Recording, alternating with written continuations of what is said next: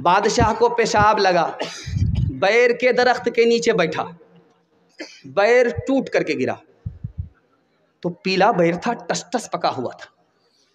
بادشاہ کے منہ میں پانی آ گیا، وہ چاروں طرف دیکھ رہا، کوئی دیکھ تو نہیں رہا ہے، جھٹ سے اٹھایا، دھو کر کے منہ میں رکھ لیا۔ رات میں مشاعرہ چل رہا تھا، ایک لڑکی نے کہا راجا جی میں تو کہہ دوں گی۔ اب اس کے کان کھڑے ہوئے، نالائق لڑکی کھڑی کھڑی کہاں دیکھ رہی تھی؟ اگر آج اس نے کہہ دیا تو عزت کا تو جنازہ اٹھ جائے گا۔ تو بادشاہ نے چالاکی سے کیا کیا، روپیہ ہاتھ میں لیا، اور میرا بھی منہ مارنے کے لیے ہے کیا؟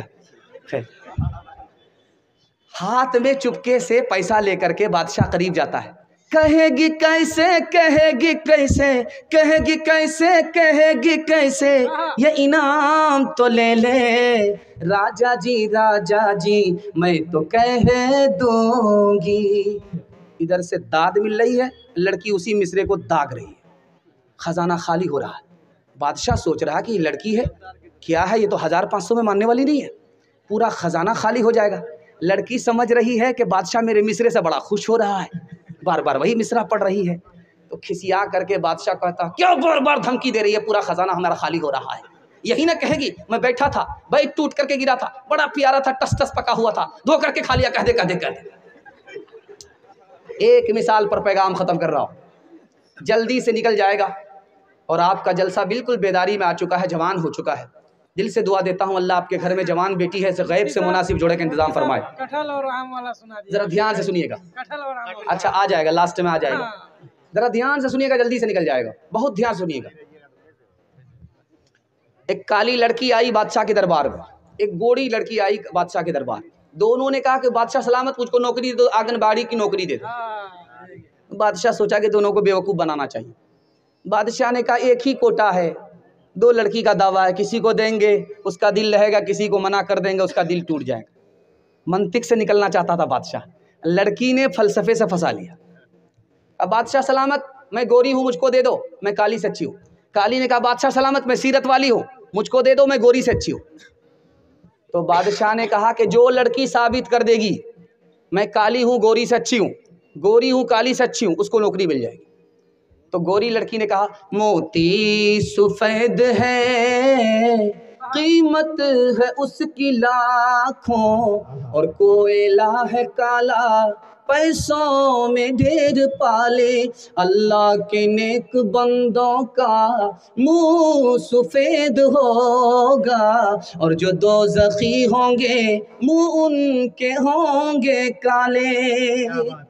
بادشاہ سلامت موتی کو دیکھیے گورا ہوتا ہے، کوئلے سے بڑھ کر کے ہے، اور جنت میں جانے والوں کا چہرہ گورا ہوگا، جہنمی سے بڑھ کر کے ہے۔ اسی طرح میں گوری ہوں کالی سے بڑھ کر کے ہوں۔ تو کالی نے کہا کہ بادشاہ سلامت جلدی کا فیصلہ شیطان کا فیصلہ ہے مشک نافہ کالی، قیمت میں بیش غالی، روئی سفید ہے، پیسوں میں ڈھیر پالی، آنکھوں کی پتلی کالی ہے، نور کا وہ چشمہ، اور آنکھ کی سفیدی ہے، نور سے وہ خالی۔ بادشاہ سلامت روئی سے بڑھ کر کے کستوری ہے، اب کستوری کالی ہوتی ہے، اسی طرح میں گوری سے بڑھ کر کے ہوں، اور آنکھ میں جو پتلی ہے جس میں روشنی ہوتی ہے وہ کالی ہوتی ہے، گوری نہیں ہوتی ہے۔ جیسے پتلی افضل ہے اسی طرح میں افضل ہوں، مجھ کو نوکری دے دو۔ تو گوری نے سوچا اگر میں خاموش رہوں گی مقدمہ ہار جاؤں گی، اس نے کہا کاغذ سفید ہیں قرآن پاک والے، تو جھٹ سے کالی نے کہا اور ان پہ جو لکھے ہیں قرآن کے حرف کالے۔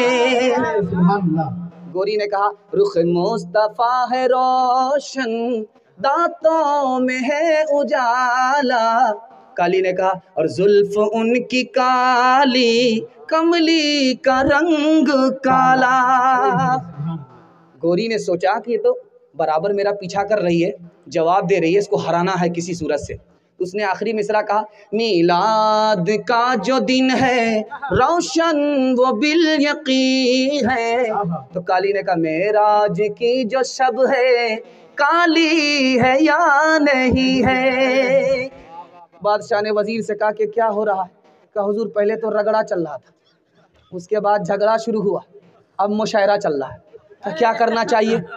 کہا کہ آپ نے ہی تو بکھیڑا کھڑا کیا ہے تو تھوڑا سا صبر کر لیے، دیکھیے اونٹ کس کروٹ پہ بیٹھتا ہے۔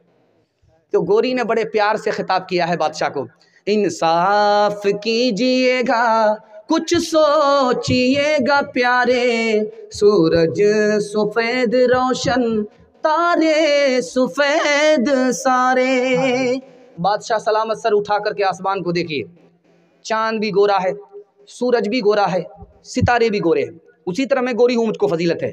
تو کالی نے کہا انصاف کیجئے گا، ہے آپ عقل والے، کالا غلاف کعبہ حضرت بلال کالے۔ اب بادشاہ سر پکڑ کر کے بیٹھ گیا، وزیر سے کہتا کیا کرنا چاہیے؟ کہا حضور جلدی سے دونوں کو نوکری دے دیجیے ورنہ قیامت کی صبح تک مشاہرہ جاری رہے گا۔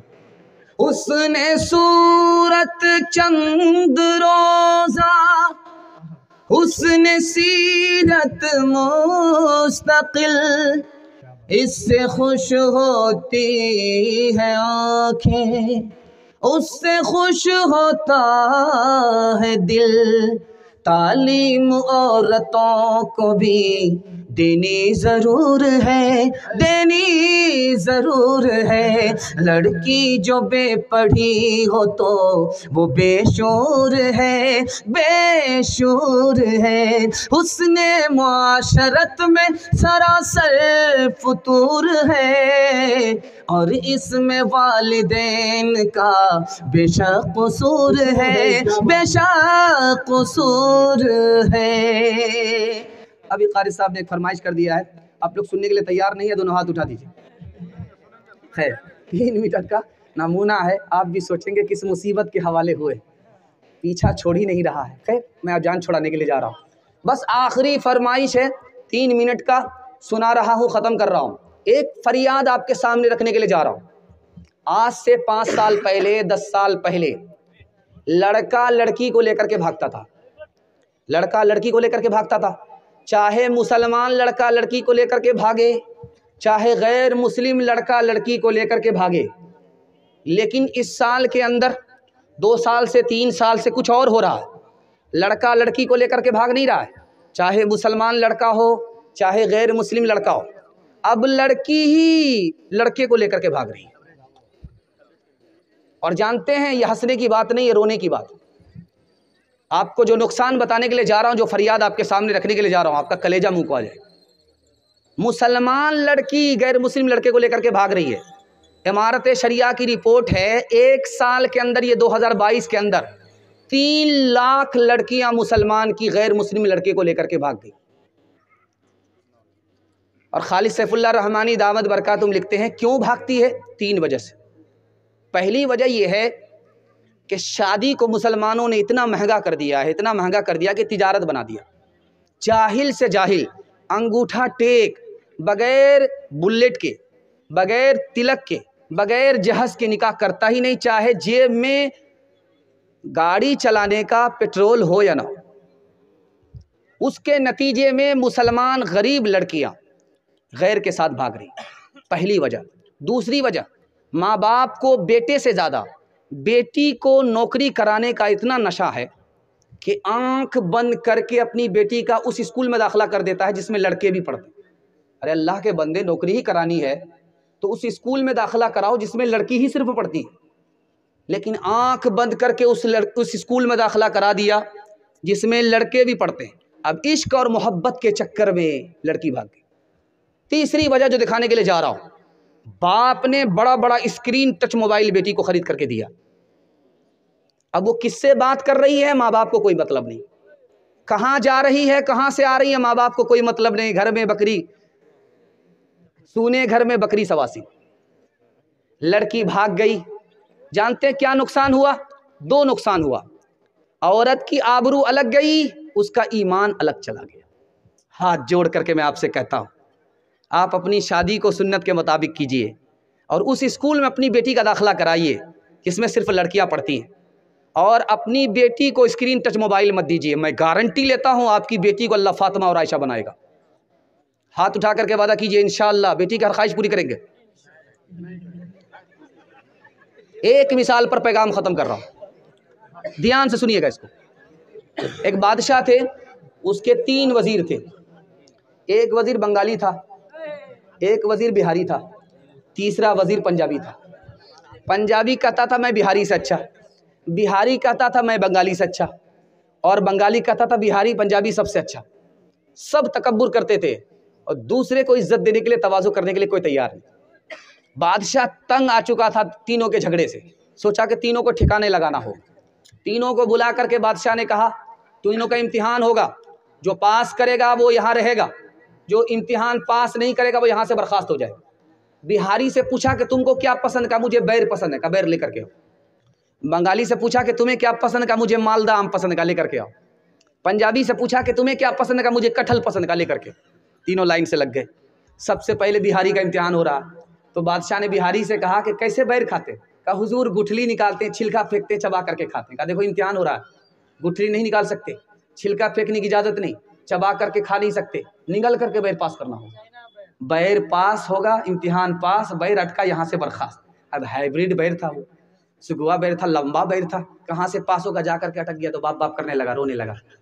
उसके बाद जो खोखी हुई तो दोबारा मुंह में बैर वापस आ गया, अंदर नहीं गया तो हंसने लगा। बादशाह को बड़ी हैरत हुई कि इसका रोना तो समझ में आता है कि मौत का खौफ है, मौत का डर है, इसलिए रोता है, लेकिन हंसता क्यों? तो बादशाह ने हैरत से पूछा, वो नालायक, तेरा रोना तो समझ में आ रहा कि मौत के डर से तू रोता है, लेकिन हंसता क्यों? क्या हुजूर हंसने की वजह ये है कि छोटे से बैर में मेरा ये हाल है, ये आम कटहल वाले का क्या हाल हो। ये स्क्रीन टच मोबाइल ने बाप को बंदर बनाया, बेटी को हनुमान बनाएगा कि नहीं बनाएगा? ये लंका जलाएगी या लंका बुझाएगी?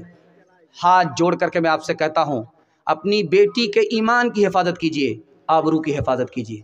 हाथ उठा करके वादा कीजिए इंशाअल्लाह बेटे से ज़्यादा बेटी पर निगरानी करेंगे। हाथ उठाइए इंशाअल्लाह, इंशाअल्लाह।